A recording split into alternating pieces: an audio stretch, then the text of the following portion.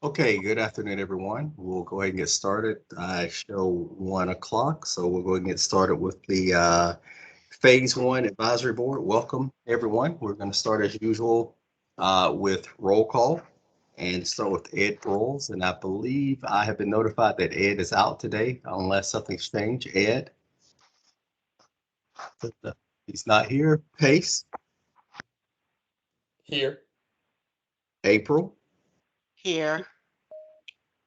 Kevin, I believe, is out as well, unless, again, something has changed. Kevin?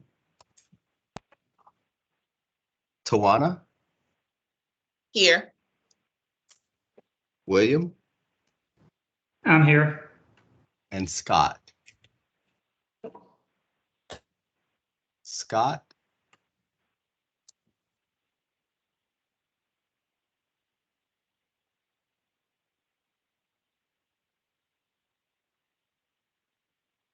We will give it a few minutes to see if we get Scott to join. Scott, are you on?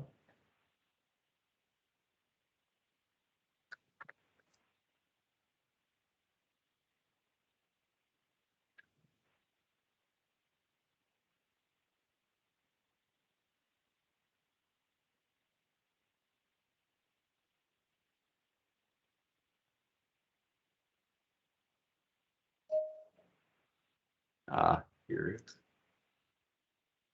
is. Okay. I think we have Scott on now. Scott? Hello, can you hear me? Yeah, I can hear you now.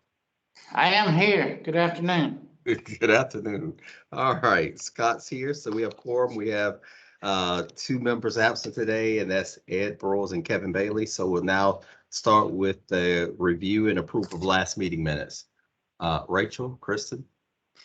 Good afternoon, everyone. The last meeting was held on May 11th. The April 20th meeting minutes were reviewed and approved. There was no stakeholder outreach at the meeting. At the bottom of page 1, Michelle McGinley gave a brief Phase 1 implementation update. This was followed by an Informatica update presented by Brenda Washington. There was no communications update at the meeting. There were no questions or concerns from members present, and the meeting was adjourned at 1:10 p.m. And at the bottom of page 2, you can see the items that were distributed in a meeting packet prior to the meeting. Good afternoon. Are there any questions, comments, or corrections? Hearing none, is there a motion to approve? Motion. Thank you, Second. April. Thank you. All in favor? Aye. Aye. Opposed, same sign. All right, thank you. We'll mark these as approved.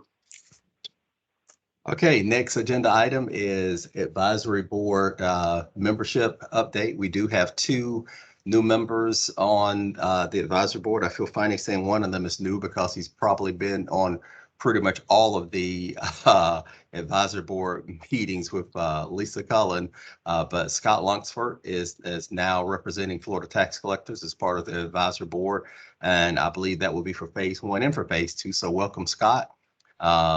And then also Tawana Smith, who used to be at one point part of the OCM team, but now has taken a new role at the department and now is also part of the advisory board. So welcome, Tawana, as well. Thank you, Terrence. Glad to be here. Okay. Thank you. All right, and now we have stakeholder outreach and project update. I'm kind of going to combine those and go over some things because, as you know, we started the rollout of Orion for phase one for deal issuance back in December. And I think in the last advisory board meeting, we reported that we were having stability issues that been trying to work through. A number of things that we've corrected, a number of things that we're still working on. As I mentioned in the last meeting, as we mentioned in meetings with different stakeholders, we started the implementation in December. As we go through a large scale implementation like this, there's certain things that you're going to see as we move through, and we've been able to address those.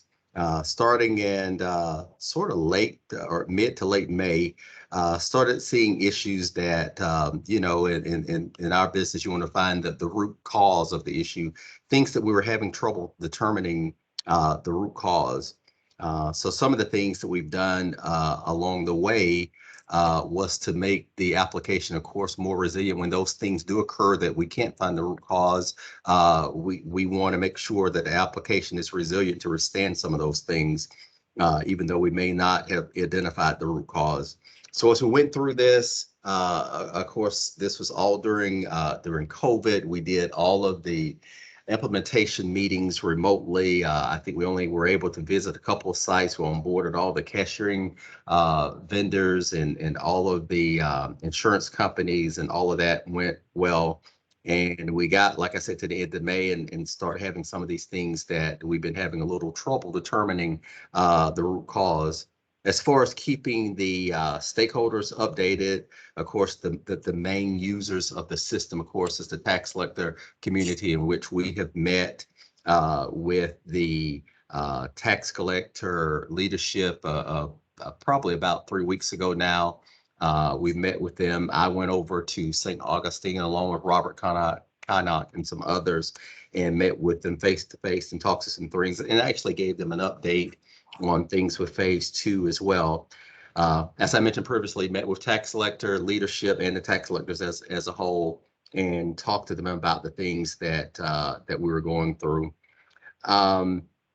We have also, because we still have state offices, that are running the Orion system as well. We provided our managers in Volusia and Broward and Miami-Dade. We provided them with updates as well.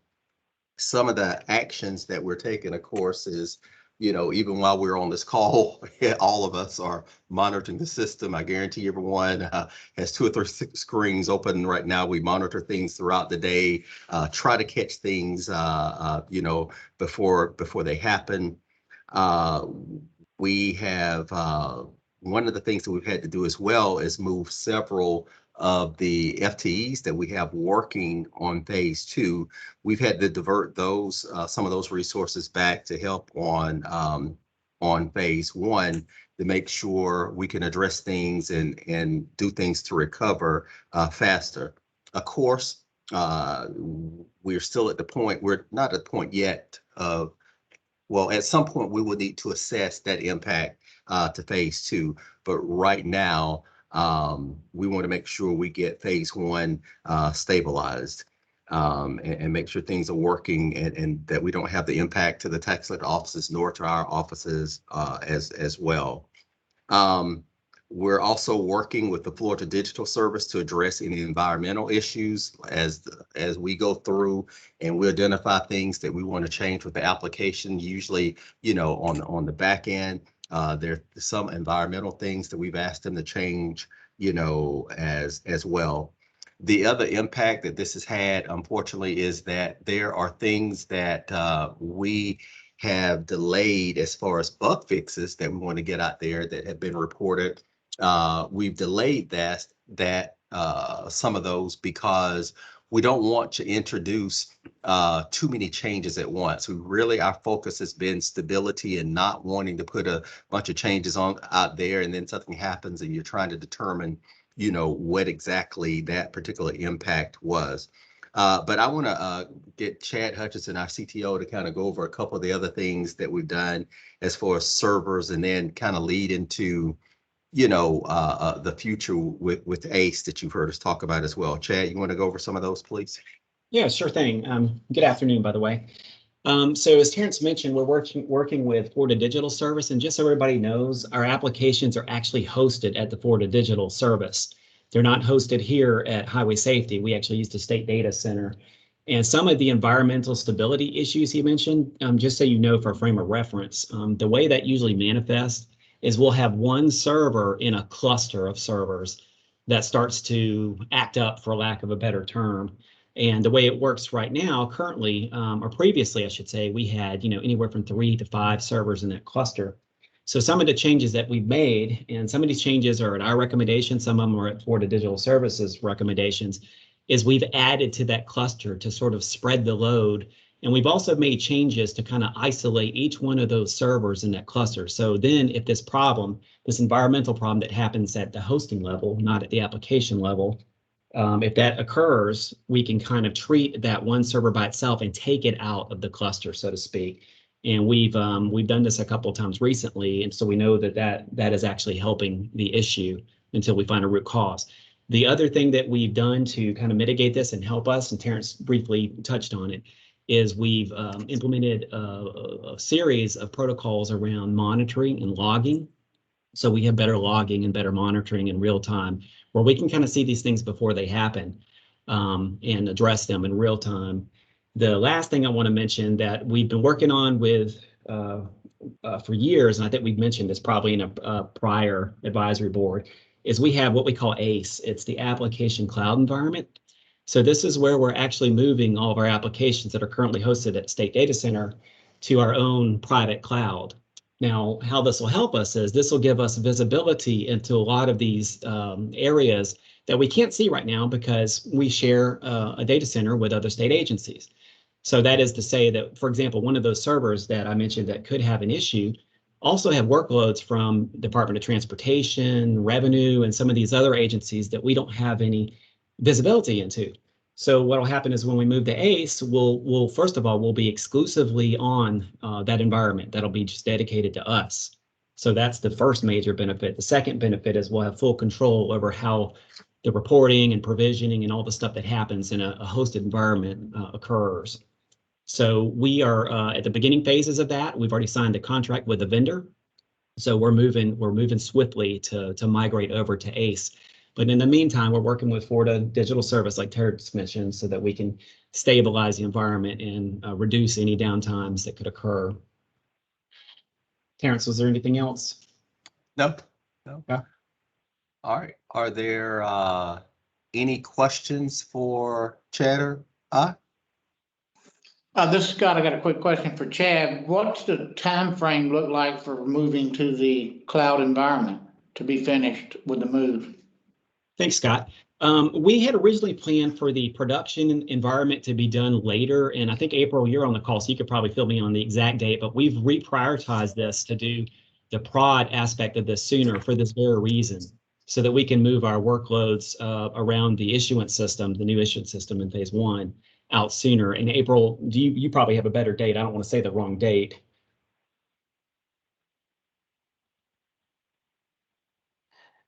No, I don't have a better date yet, but you are absolutely correct. And we are working with the vendor actually this last couple of weeks to kind of iron out some of those. So we should be able to give you a firmer date here soon. Okay, And thank Scott, you. and Scott, I just want to add one thing to that. While we know, and this is something, like I said, the department's been trying to get through for the past 2 or 3 years, and finally we were successful. By no means there's no one here at the department saying, well, and I know that's not what you were implying at all, but I just want to put it out there that to us, we want to be stable prior to then. There are things that we want to continue to put in place and work toward to make sure we're stable, and things that things that we need to put in place to work around certain things or put certain things to make us more stable in place. We're going to continue to do that even prior to ACE. Right, yeah, there was no message in that question. I was just wanted to be, if we had some kind of a time frame, so I could let the collectors know that the cloud environment had a certain time frame. I think that would put some of their minds at ease about some of the destabilization we've been experiencing. Right. And maybe we, as a takeaway, we can get with April Boyd and provide some estimates on time frame. We can do that. Thank you. Okay. Anyone else?